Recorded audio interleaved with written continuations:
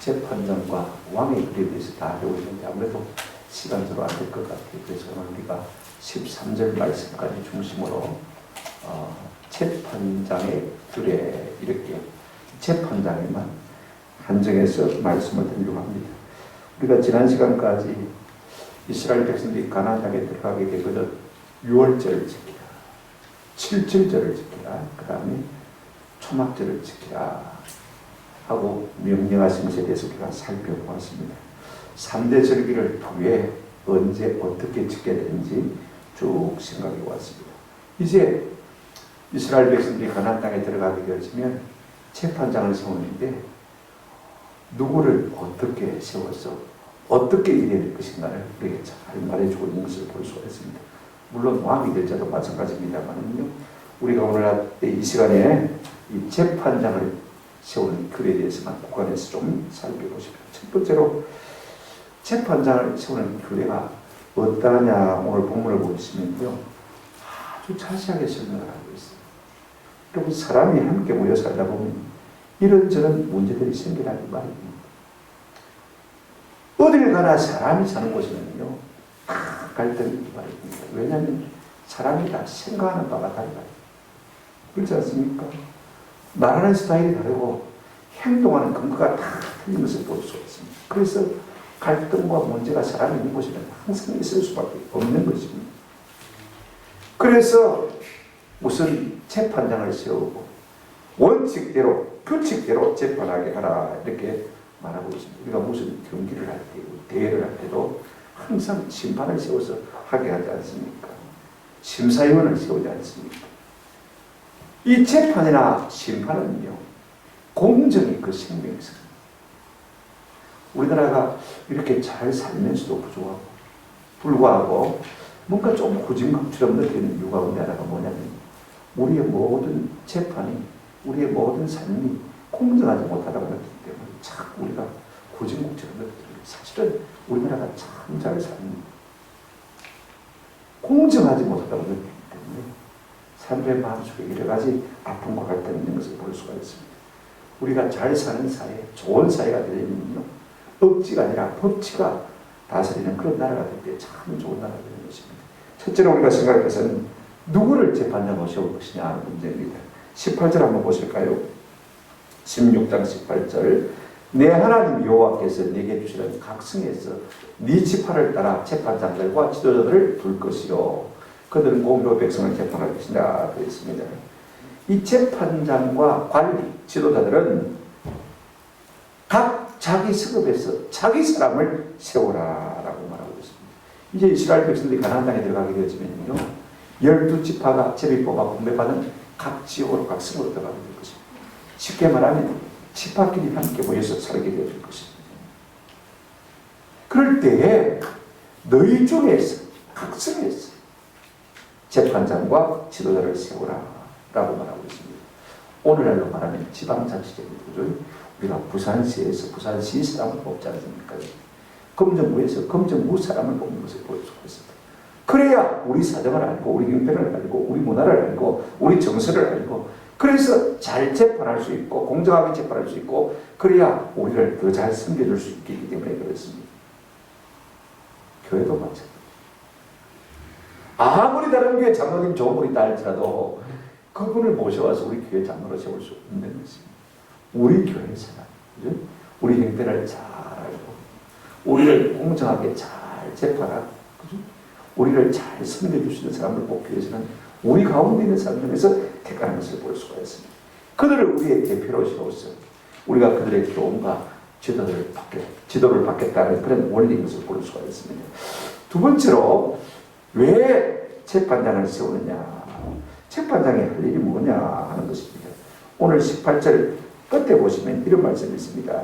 지도자들을 둘 것이요 그들은 공의로 백성을 말 것이니라 재판할 것이니라 그랬습니다. 공의. 여러분 20절에도 보시기를 바랍니다. 너는 마땅히 뭐만을 따르라? 공의만을 따르라. 그렇게 말하고 있습니다. 여러분 성경에 보면요. 두 가지가 하나님께 속한 것이라고 했습니다. 첫째, 우리가 잘 아는 대로 전쟁은 하나님께서 한 것이다.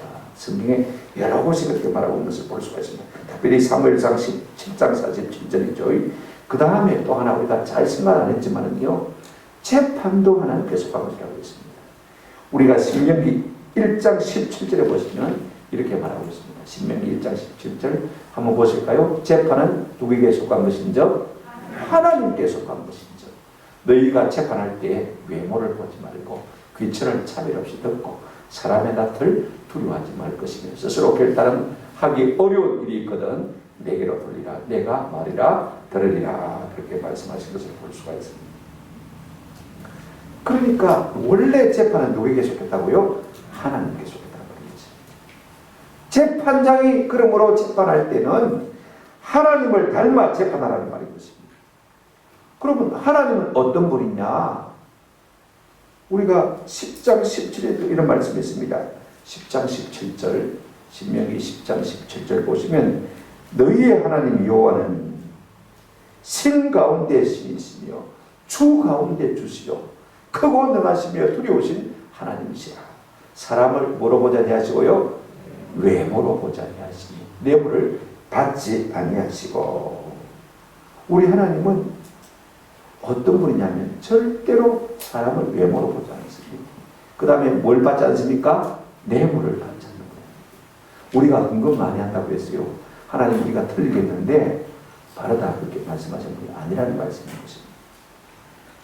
그러면 하나님을 닮아서 우리가 재판하려면, 공의로 재판하려면 어떻게 재판해야 되겠습니까? 오늘 19절을 보시기 바랍니다.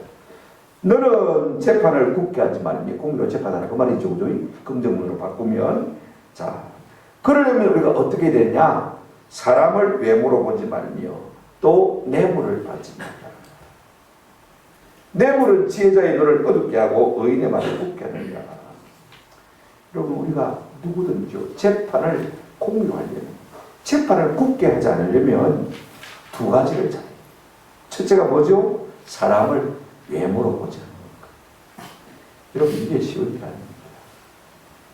잘생긴 사람 보면, 똑똑한 사람 보면요, 마음이 기울어지게 되어 있습니다. 잘 사는 사람 보면요, 그렇지 않습니까? 마음이 자연스럽게 좀 끌리게 되어 있습니다. 옷 잘 입은 사람 보면요, 마음이 끌리게 되어 있습니다. 평소에 많은 지위와 명예를 가지고 있다는 그런 생각이 딱 들면요, 그 사람이 돋보이는 것입니다. 그래서 우리는 어쩔 수 없이 사람을 외모로 보자는 그런 경향이 있는 것입니다. 그런데 우리가 공정한 재판을 하려면요, 판단을 하려면 사람을 뭐로 보지 말라? 외모로 보지 말라. 나이가 들었냐? 젊었냐? 잘 사냐? 못 사냐? 배웠냐? 못 배웠느냐? 가졌느냐? 못 가졌느냐? 어떤 높은 지위가 있냐? 없냐? 내하고 친하냐? 안 친하냐? 이러면 사람을 외모로 보지 말라 그랬습니다. 그 다음에 또 하나 중요한 것이 무엇입니까? 뇌물을 받지 말라. 사무엘 선지자가 사울을 기름으로 세웠습니다. 나중에 후회를 하죠. 다시 하나님께서 내가 내게 지시할 곳으로 가서 기름을 부으라고 했을 때요, 이세 아들 가운데 장남 엘리압을 딱 보니까요, 키도 크고 진짜 잘생겼습니다. 그래서 그를 특가에 딱 세우려고 할 때 하나님께서 사무엘상 16장 7절에 이렇게 말씀하셨습니다. 여호와께서 사무엘에게 이르시되 그의 용모와 키를 보지 말라. 내가 이미 그를 보였다. 내가 보는 것은 사람들과 같지 아니하니 사람은 뭘 보거니와 외모를 보거니와. 나 여호와는 뭘 본다고요? 중심을 본다. 사람은 중심을 볼 수 없으니까 어쩔 수 없이 외모를 보고 판단하게 됩니다만 하나님이 자꾸 사무엘에게 일깨워주는 것입니다. 외모 보지 말라. 외모 보지 말라. 나 그것 안 본다. 나는 사람의 중심을 본다. 너도 나처럼 그렇게 사람을 좀 받아오. 이렇게 지금 사무엘 선지자에게 하나님께서 부탁을 하고 있는 것을 우리가 볼 수가 있습니다. 신명기 25장 1절에도 보시면 하나님께서 이런 말씀하시는 것을 볼 수가 있습니다. 사람들 사이에 시비가 생겨 재판을 정하면 재판장은 그들을 재판하여, 그 다음 말이 참 중요합니다. 어렵다. 의인은 뭐고요? 어렵다. 악인은 정죄하는 것입니다. 근데 우리는 솔직하게 어떻습니까? 자꾸 사람을 외모로 보고 내하고의 관계를 생각해서 의를 악하다 하고 악인은 의롭다 하라. 참 말했습니다. 하나님은 그렇게 하지 말라는 것입니다. 공정하게 재판하라. 그렇게 부탁하고 있습니다. 여러분, 사람은 관계동물입니다. 인간관계가 여러 가지로 거미줄처럼 얽히설키 얽혀 있습니다. 그래서 사람과의 관계를 생각해서요, 사람의 낯을 보아서 사람을 봐주기가 참 쉽습니다. 그러나 성도라면요, 나하고 친하든지 친하지 않든지 사람을 공정하게 대하고 바른 판결을 할 줄 알아야 한다고 말씀하고 있습니다. 내가 아무리 지내도 아는 것은 아는 것이죠. 틀린 것은 틀린 것입니다. 내가 친하다고 해서 틀린 것을 바르다고 그러고 아닌 것을 그렇다라고 말하면 안 된다는 것입니다. 성도들은 사안에 따라서 편을 들어야지 내가 친하고 안 친하고 그런 것을 성경적인 사실 이야기를 하고 있습니다. 성도가 외모를 보고 바른 판결을 하지 못하면 성도가 아닙니다. 하나님은 바른 판단을 하라. 공정하게 판단하라. 여러분 20절 한번 보실까요? 이렇게 말하고 있습니다. 본문 20절. 너는 마땅히 당연히 그죠? 오직 어디까지나 뭐만을 따르라? 공의만을 따르라. 여거 성경에 보면 너는 마땅히 당연히 공의만을 따르라. 그리하면 네가 살겠고 내 하나님 여호와께서 네가 준 땅을 말이라 차지하리라. 여러분, 우리가 사람을 공정하게 대할 때 하나님께서 기쁘게 받으시고요, 우리에게 은혜를 주시고 이 땅을 오래 살게 하는 복을 주신다는 말씀입니다. 그런데 자꾸 사람을 차별해야 해요. 불공평하게 대하면 하나님 그거 기뻐하지 않는다 그 말씀인 거죠. 이걸 우리가 아셔야 해요.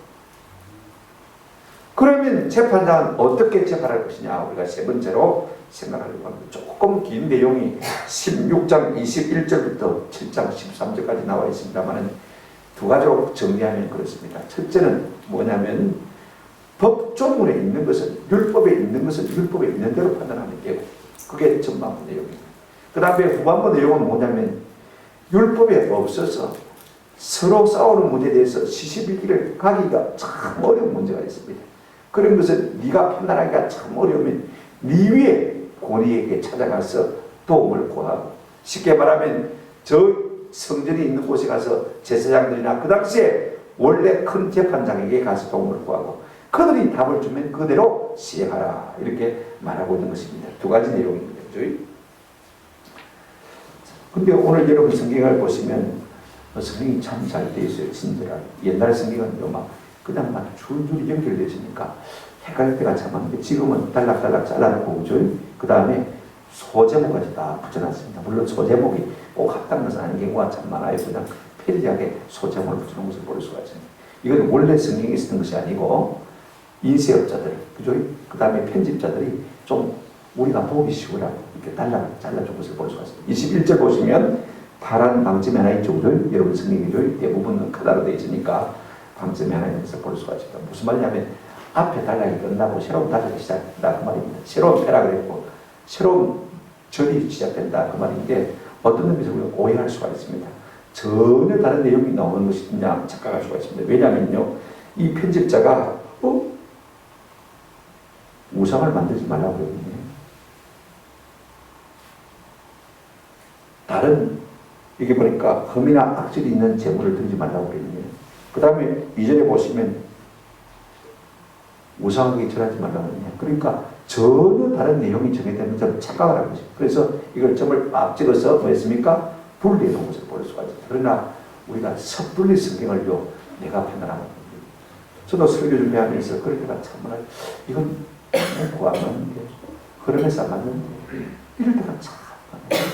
근데 생각하고 묵상하면요, 성경이 100% 옳습니다. 우리가 생각을 못해서 그렇죠. 깨달지 못해서 뭔가 조금 이상하게 보이지만 그렇지 않습니다. 오늘 본문을 보시면요, 이제 하나님의 율법에 기록된 내용에 대해서는 어떻게 할 것이냐, 우리가 16장 21절부터 17장 7절까지 내용입니다. 그걸 먼저 한번 생각해 보십시오. 법조문에 있는 내용은 어떻게 할 것이냐. 21절 한번 보시죠.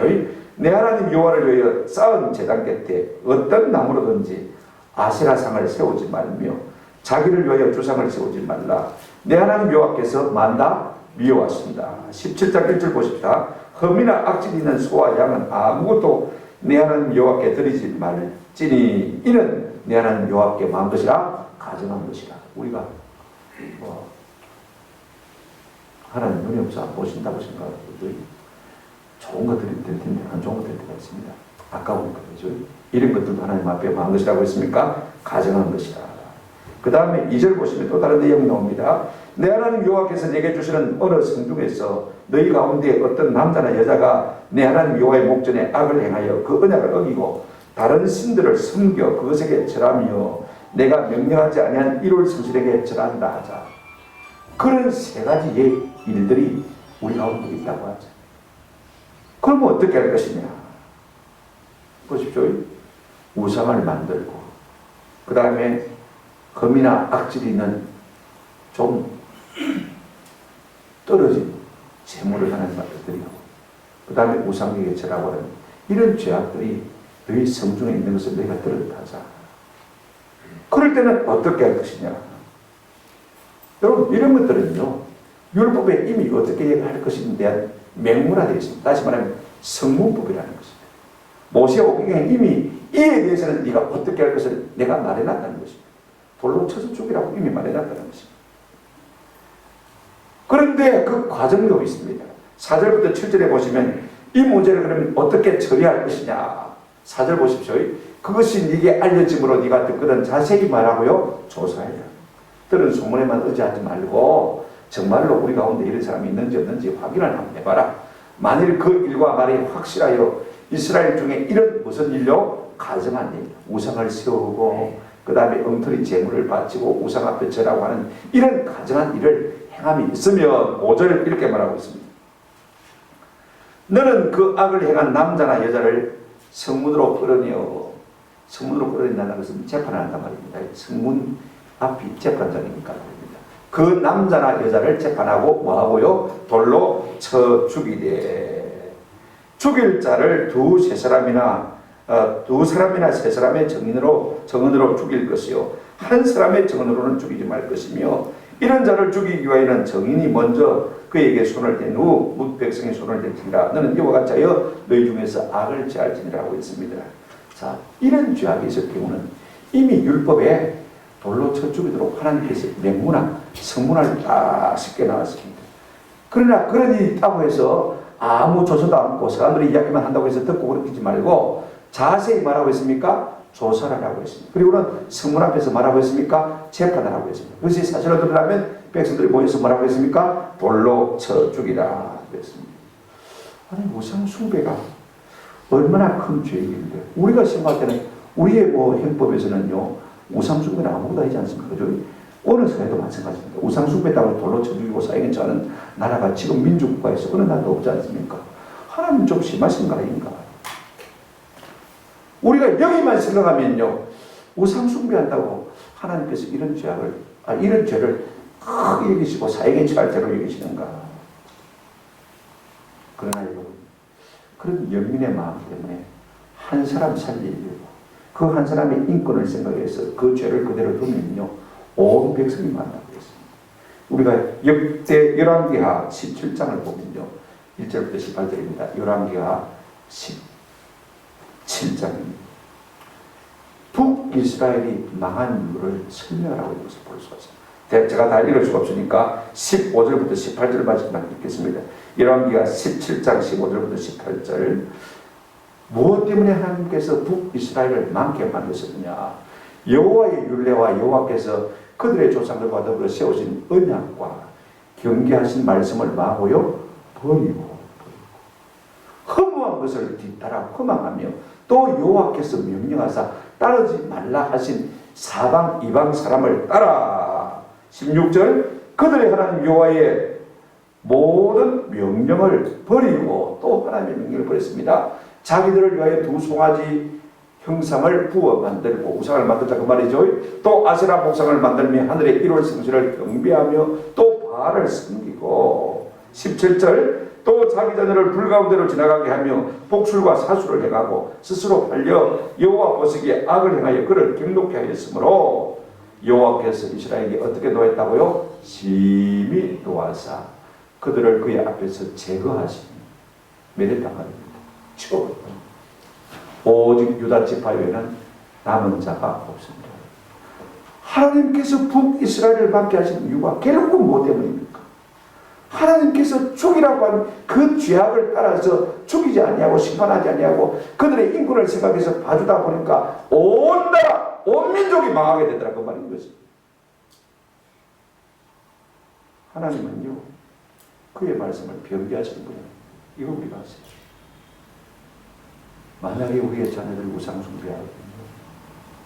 내가 회개하든지 그 자녀가 회개하든지 결판은 그렇잖아요. 그것 때문에 온 가정이 온 가문이 망할 수 있다는 사실을 우리가 염두에 두고 우리나라도 마찬가지. 우상 숭배는 이 죄악이 있거든요. 우리가 자꾸 그것들을 하나님께 포석해요.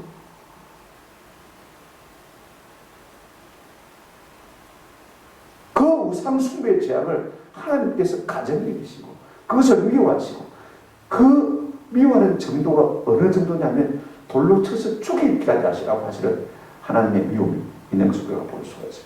우리가 하나님의 미움을 받고 어떻게 잘 될 수가 있겠습니까? 그러므로 나라 전체가 망하지 않으려면 율법대로 바로 처리하라 그 말씀인 것입니다. 그런데 16절에 한번 보시면요. 그럴 때라도 우리가 공정성 있어서는 안 됩니다. 죽일 자를 2사람이나 3사람의 무엇으로요? 증언을 할 것이요. 한 사람의 증언으로는 죽이지 말 것이다. 여러분 왜 이 말씀 나오고 있는지 참 우리가 깊이 생각을 해요. 왜 그렇게 말하고 있습니까? 위정죄를 담자는 것입니다. 내가 저 인간이 죽이고 싶다고 믿습니다. 어떻게 죽일까 가만히 생각해 보니까 우상숭배죄로 거짓으로 몰아붙이면 죽일 수 있겠네. 그래서 한 사람이면요 자기 마음에서 지어낸 거짓을 가지고 거짓으로 고소고발할 수가 있습니다. 그럴 때는요 재판장에 심을 수가 없는 거. 2, 3 증인이 반드시 뭐야 됩니까? 있어야 됩니다. 자기 가족 말고 2, 3 증인. 우리가 요한복음 8장에 보게 되었지만 사람들이 가늠하다가 현장에서 잡힌 한 여인을 예수님께 끌고 왔습니다. 그리고는 예수님을 시험하기 시작했습니다. 예수님, 모세 율법에는 이런 자를 돌로 치라고 했는데 당신은 어떻게 하겠습니까? 라고 물었습니다. 돌로 치라고 한다면 예수님은 어떤 비판을 받게 되냐면 사랑하라. 내가 다시 말하는 사랑하라고. 사랑하라는 말이 빈말이냐? 이런 비판을 받을 수가 있고 돌로 치지 마라 그러면요 어떤 비판을 받을 수가 있습니까? 당신이 유대인이 돼가지고 모세 율법을 안 지키네요. 그래서 그걸 빌미로 해서 예수님을 갖다가 올무에 붙들을 수 있는 것입니다. 무슨 말을 하든지 예수님은 흠을 잡히게 되어 있습니다. 그때 우리 예수님은 앉아서 글을 쓰시고 뭐라고 말씀하셨습니까? 너희 중에 죄 없는 자가 먼저 말아 돌로 치라. 지금 저들은요 짱돌 하나씩 다 들고 누가 먼저 돌로 딱 치면 나도 칠 것이라고 딱 베리고 있는 사람들. 그런데 너희 중에 죄 없는 자가 먼저 돌로 치라.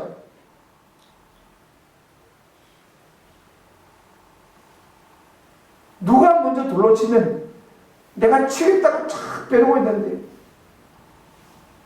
너희 중에 이 죄에 걸려들지 않는 사람이 있다면 너가 한번 해봐. 그랬습니다. 왜 나중에 쳤냐면요. 제일 먼저 친 사람은 정인이 쳐야 돼요.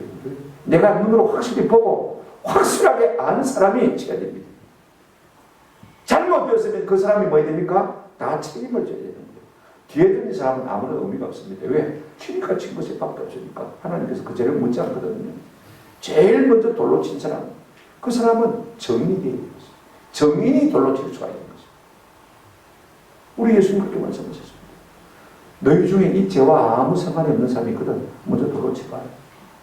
그러니까 성경에 뭐라고 했습니까? 나이 든 사람부터 젊은 사람까지 슬그머니 핫바지 바람 쐬듯이 다 세워나갔다고 바라고 있는 것을 볼 수가 있습니다. 여러분, 교회는요, 성인이들이 절대로 위정을 해서는 안 됩니다. 가까운 사이라고 편먹고요, 상대를 억울하면 안 돼요. 아무리 나하고 가까워도 아는 것은 아니고 틀린 것은 틀린 것입니다. 위정은 하나님 앞에서 큰 죄악인 것입니다. 하나님이 반드시 갚으십니다. 마태복음 7장 2절에 너희가 비판하는 그 비판으로 너희가 비판을 받을 것이다. 하나님께는 사랑이 너희가 헤아리는 그 헤아림으로 너희가 헤아림을 받을 것인가? 하나님도 또 그걸 사랑으로부터. 만약에 우리가 함부로 남을 위정하게 되어지면 하나님께서 우리 가운데 긍휼없는 심판을 받을 것이다. 그렇게 말씀하고 있습니다. 사실 교회 안에 성도들처럼 이 죄를 많이 짓는 사람도 없는 것 같아요. 모이면 누구는 어떻고 누구는 어떻고 씹어야 되는데 다 선수하는 거죠. 목사들도 모이면 다른 목사 씹고 그죠? 다 그렇지 않습니까?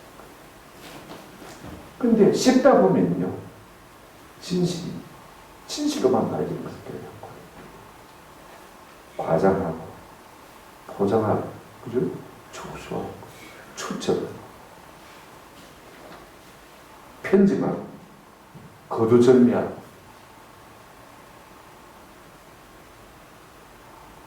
자기의 이론을 갖다가 주장할 때 필요한 말만 딱 해서 사람들이 그렇게 추측할 수 있도록 만들어.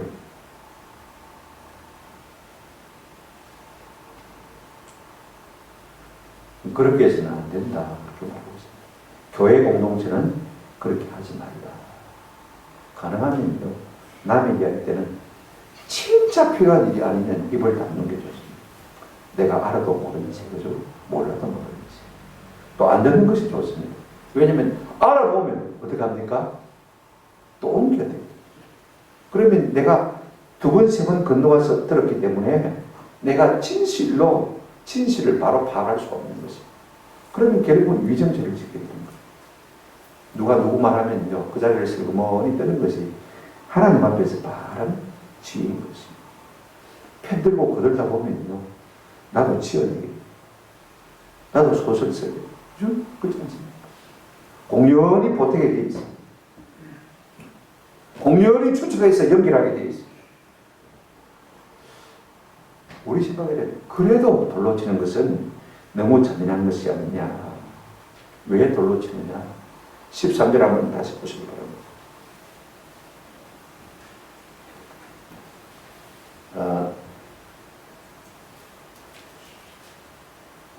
17장 13절 13절 전체 개론입니다만은요, 한번 같이 읽어보실까요?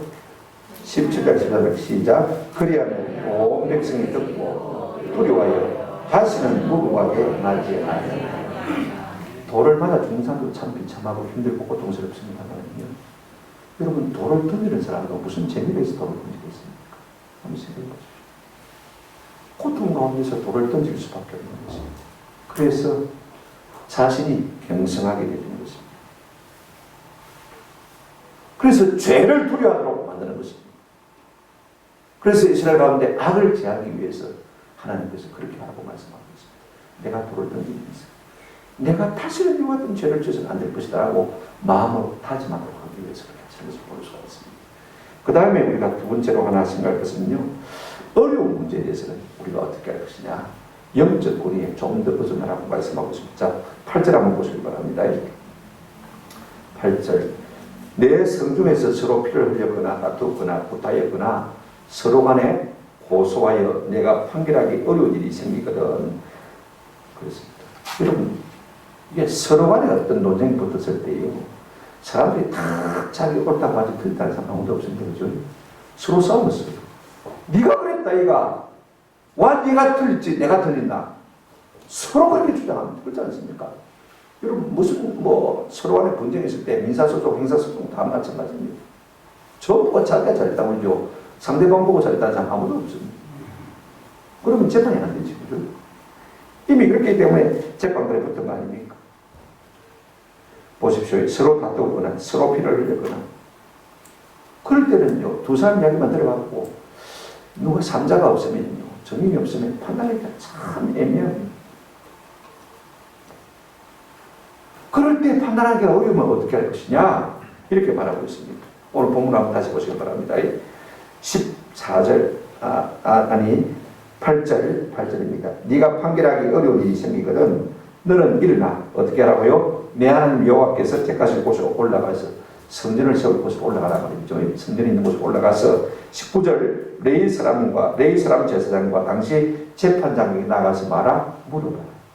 네가 지금 너 동네에서는 재판장이지만은 네보다 더 큰 재판장이 있지 않느냐, 제사장이 있지 않느냐, 더 큰 권위가 있지 않느냐, 가서 한번 물어봐.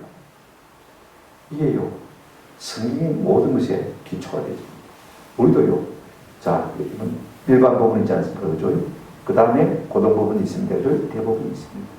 이 문제에서 해결 안 되지만 고등법원 갑니다. 그죠? 그 다음에 대법원 갑니다. 3심자가 있습니다. 니도 가서 물어봐라. 이 문제를 가지고 그대로 올라가서 한번 물어봐라. 그렇게 말하고 있습니다. 다시 한번 보시기 바랍니다. 9절 레위 사람 제사장과 당시 재판장에 나아가서 물으라. 그리하면 그들이 어떻게 판결할지를 네게 가르치리니 10절 여호와께서 택하신 곳에서 그들이 네게 보이는 판결의 뜻대로 네가 행하되 그들이 네게 가르친 대로 삼가 말 것이니 행할 것이니. 네가 판단하기 어려워서 물어봤으니까 그들이 말하는 대로 그 당사자에게 판결을 해주라. 그렇게 말하고 있어 볼 수가 있습니다. 그들이 이렇게 말했는데 네가 가서 저렇게 말하거나 그렇게 하지 말라는 것입니다. 네가 부족해서 물었으면 그들에게서 답을 들었으면 그 답을 들은 그대로 그 사람에게 매라 전달이라. 11절 보십시오.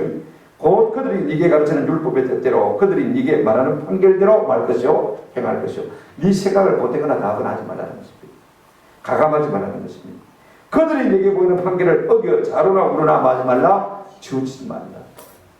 네가 잘 판단하기 어려워서 물었으면 그들이 판단한 그대로 네가 와서 좌우 치우치지 말고 가감하지 말고 그죠?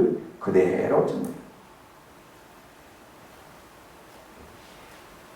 12절 사람이 만일 무법하게 행하고 내 하나님 여호와 앞에 서서 섬기는 제사장이나 재판장에게 듣지 아니하거든 사람을 그 사람을 죽여서 이스라엘 중에서 악을 말아 제할지라 했습니다.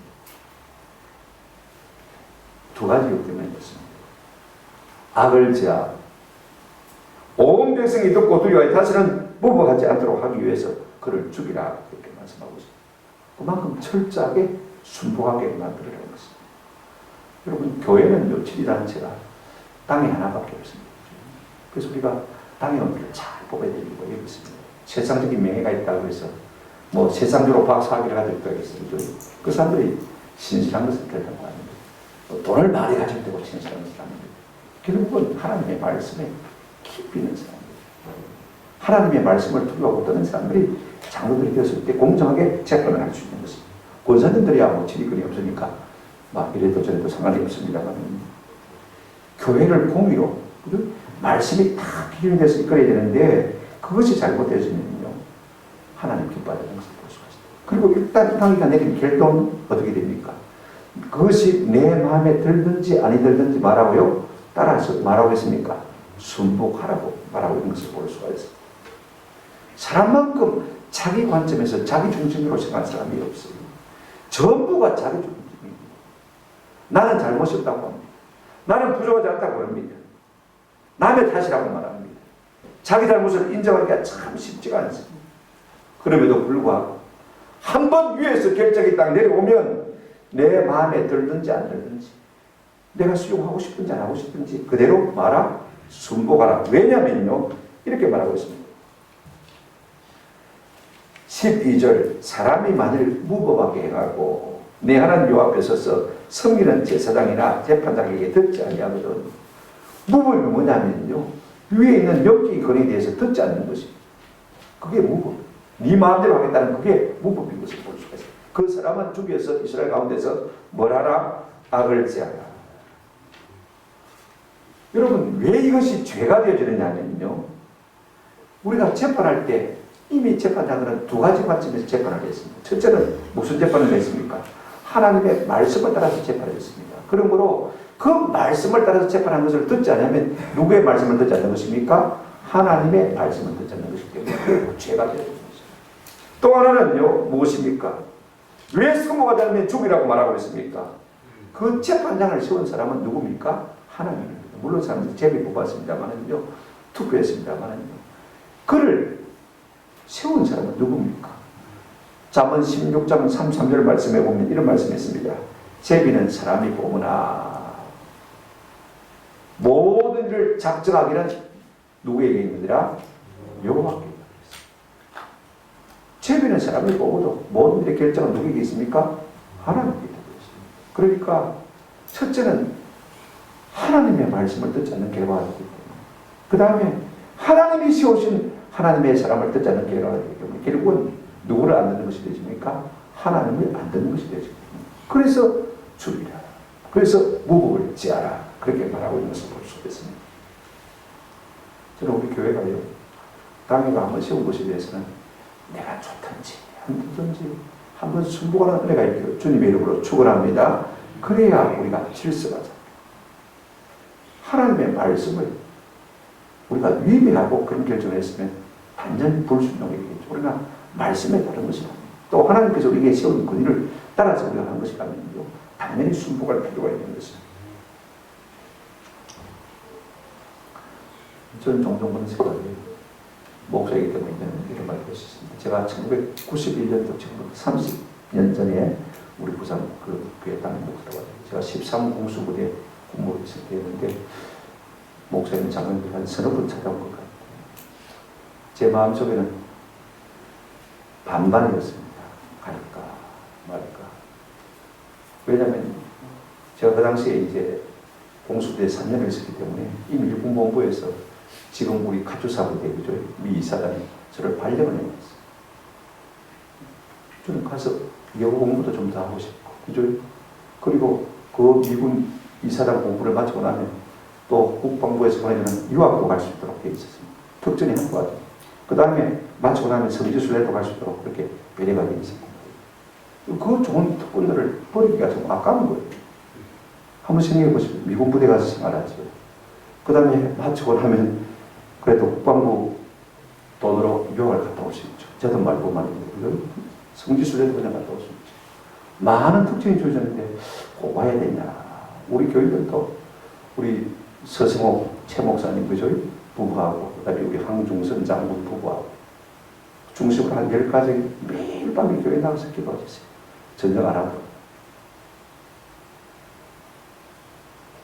그런데 마침 고흥교에서 공동의 결정이 되어버린 것입니다. 오라고 결정이 된 거죠.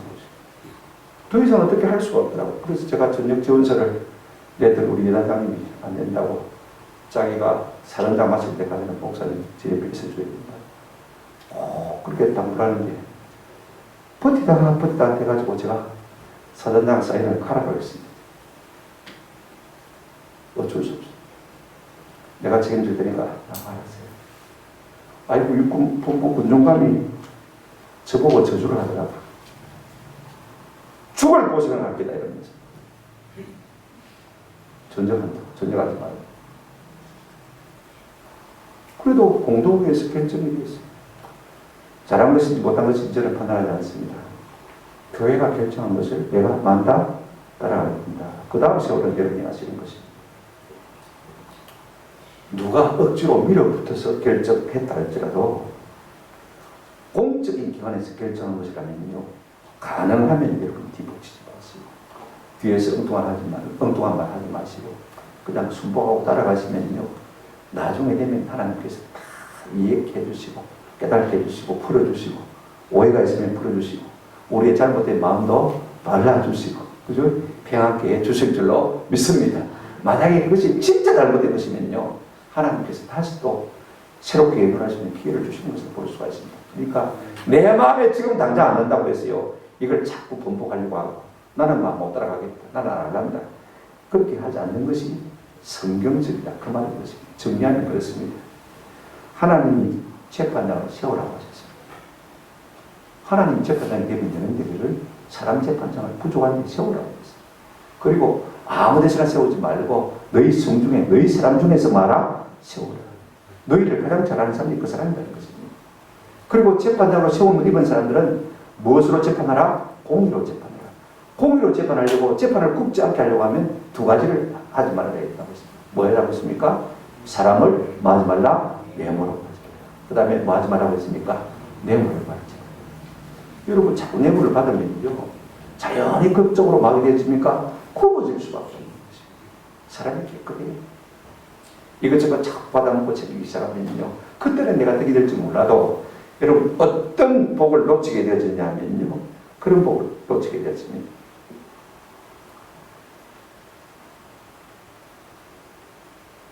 20절 한번 보시기 바랍니다. 자꾸 내가 판단을 굽게 하면요 무슨 복을 놓치냐면 20절 다시 보십시오. 너는 마땅히 공의만을 따르라.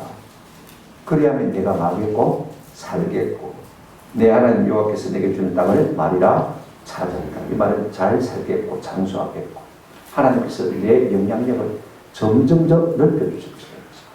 우리가 소탕대지라면 우리가 무엇을 결정할 수 있는 사람이라면요 소탕대지라면 하나님께서 복을 빼앗아가시고 그러나 우리가 말씀대로 살면 하나님께서 자꾸 복에 복을 더해주시는 것을 볼 수가 있습니다. 여러분 재판할 때 어떻게 할 것이냐 성경에 답이 나와 있으면 그 답대로 하면 됩니다.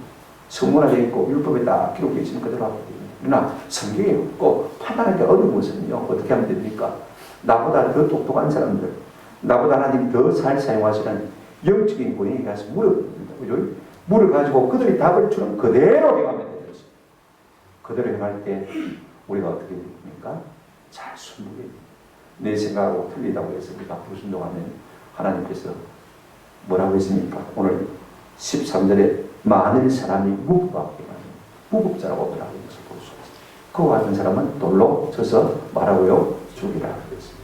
그래서 하나님 앞에서 질서를 세우라 그렇게 말하는 것을 볼 수가 있습니다. 오늘 우리에게 이것들이요 좀 영적인 통찰력이 되고 교회 생활하는데 우리가 참고해야 해서 이렇게 삶으로 말미암아서 하나님 우리에게 약속하신 복들을 받아들이는 그런 은혜가 있기를 주님의 이름으로 축원합니다. 아멘.